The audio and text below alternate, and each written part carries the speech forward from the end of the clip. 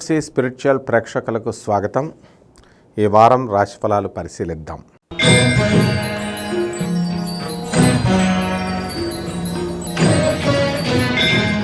సింహరాశి.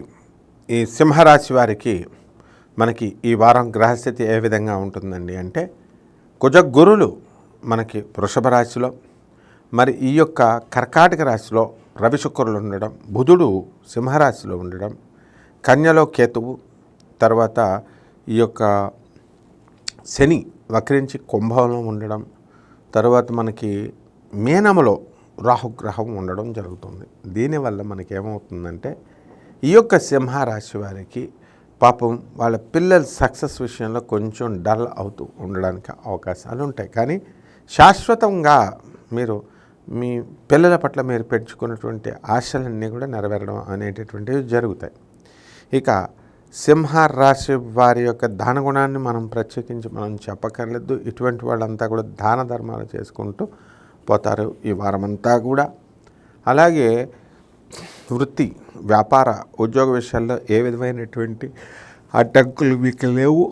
మీరు చేస్తున్నటువంటి వృత్తిలో మీ కొలీగ్స్ అవనియండి, లేదా మీ క్రింద చేస్తున్న వాళ్ళు మొత్తం మీద మీ పైన కార్యాలయంలో మీ పైన మీకు చాడీలు చెప్పడం అనేటటువంటిది జరుగుతుంది. అప్పుడు మీ బాస్ మిమ్మల్ని పిలిచి అడిగేసరికి కాస్త మనస్తాపం అనేటటువంటిది మీకు రావడానికి అవకాశాలు ఉంటాయి.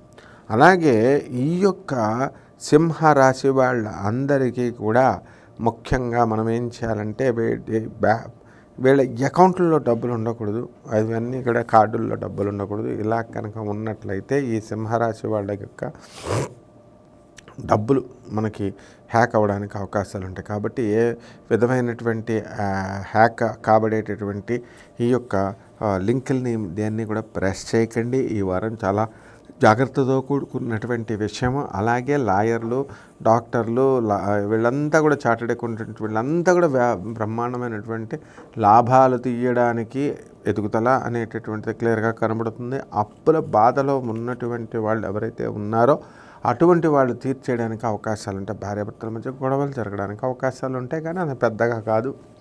దీనివల్ల చిన్నగా ఆలోచిస్తూ ఉంటారు పిల్లల గురించి, వీటి గురించి. రెమెడీస్ దగ్గరికి వచ్చేసరికి మనము శని జపం చేయండి, శని స్తోత్రాలు చదవండి. అలాగే రాహు జపం చేయండి, రాహు స్తోత్రాలు చదవండి. అలాగే ఈ యొక్క శనికి రాహుకి దానాలు ఇవ్వండి. శనివారం నాడు ఉదయం 8 గంటలకు కరెక్ట్గా ఇంట్లో కానీ గుళ్ళో కానీ మీరు బయట ఇచ్చుకున్నట్లయితే బ్రహ్మాండంగా ఉంటుంది. కాబట్టి ఇక తిరుగులేనటువంటి విషయం గురించి మీరు ఆలోచించాల్సినటువంటి అవసరం లేదు.